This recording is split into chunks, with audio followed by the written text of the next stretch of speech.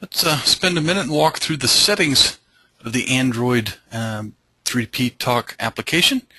You click on the menu button down here in the lower right corner. It pops up Settings, About, and Log Out. We're going to talk about all three of these screens. So if you click on Settings, you go to the next screen where you see the first layer of settings that you're most likely to interact with. The first one is Pattern Lock. The second one is be able to see the digital public key infrastructure certificate associated with your account, and the block user message. We'll walk through each of these screens, starting with the pattern lock. So pattern lock is pretty much what you would expect it to be. Go ahead and I click change, or I switch it to on. I'll be brought to a screen where I will be asked to provide a pattern twice and confirm it. This will lock the application. So most Android users are familiar with this option for use in locking their phone. Whether you have that on or not, you may wish to lock this application given the secure nature. It's up to you. It is off by default, but you may turn it on using the settings screen to do so. So now you can see that the pattern lock has been turned on. Let's talk about the certificate. So show certificate.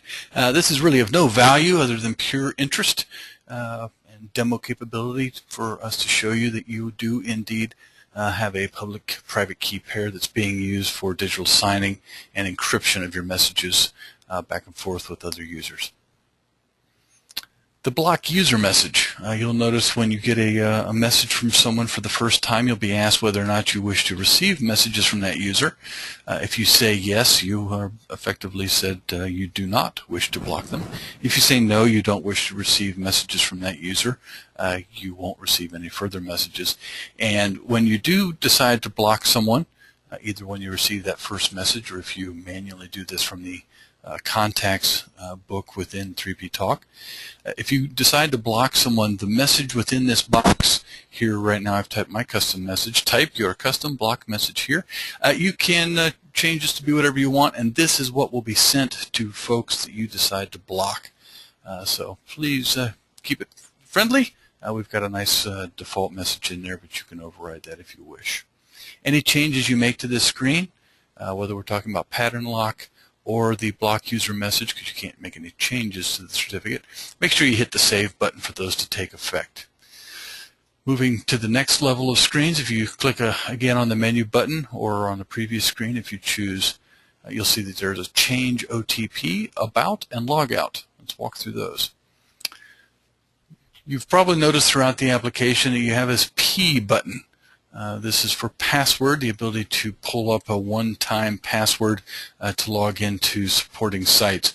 This is a function that at this point is not in use, but keep an eye open for announcements of where this will be usable for securely logging in and authenticating yourself at various locations. The purpose here is that certain locations may decide to use one type of OTP versus another, and they may instruct you to come to this page and make changes. Unless they do so, there's really no reason to ever come to this screen for now, so this is here for future use effectively. The About screen. Well, this is exactly what you would expect it to be, which is this is where you find out about the versioning, the version of the app that you're running, the phone number that you're logged in utilizing.